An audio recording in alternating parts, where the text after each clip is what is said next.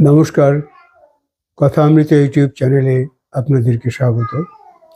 একটি বাজ পাখি ৭০ বছর বাঁচে, কিন্তু ৪০ বছর বয়সে তার নখগুলো ঝুলে যায়, তার ঠোঁটটা দুর্বল হয়ে পড়ে এবং তার পালকগুলো আগের মতো শক্তিশালী থাকে না।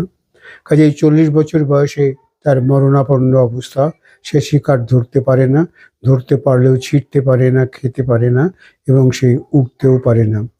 এই সময় সে একটা উঁচু পাহাড়ে চলে যায় এবং সেই পাহাড়ে ১৫০ দিন ধরে তার জীবনযাপনের তীব্র সংগ্রাম শুরু হয়। এই সময় পাথরে মুখ ঘষে ঘষে তার ঠোঁটটাকে সে শুরু করে ফেলে, ভেঙে ফেলে। তার নখগুলোকেও সেই পাথরে ঘষে ঘষে সে একদম লম্বা জায়গাগুলোকে ছোট করে ফেলে। তার ধারালো নখ এবং ঠোঁট তৈরি হয় আবার। এই সময় সে পাখির পালক যে গায়েগুলো থাকে সেই পালকগুলো টেনে টেনে ছিঁড়ে ফেলে, নতুন করে পালক গজায়। এই সমস্ত প্রক্রিয়াতে ১৫০ দিনের মতো সময় লাগে। তারপর সে আবার নতুন জীবন যাপন করতে শুরু করে। সে আগের মতো পাখা মেলে ঊর্ধ্ব আকাশে উঠতে পারে। তার নখরগুলো তীক্ষ্ণ হয়, তার চঞ্চু বা ঠোঁট ঠিক আগের মতো ধারালো হয়।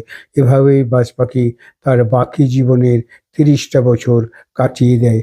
কাজেই আমরাও যদি মাঝপথে ভেঙে পড়ি, নিজেদেরকে সেইভাবে তৈরি না করি, আমাদেরও ধরে নিতে হবে যে একটা পাখি যখন এরকম পারে, একটা মানুষেরও তার বোধ বুদ্ধি বিবেচনা শক্তি দিয়ে তার জীবনযাপন শেষ দিন পর্যন্ত সঠিকভাবে করার জন্য নিজেদেরকে উন্নত এবং প্রয়োগ কৌশলে আমরা নিজেদেরকে রূপান্তরিত করতে পারি।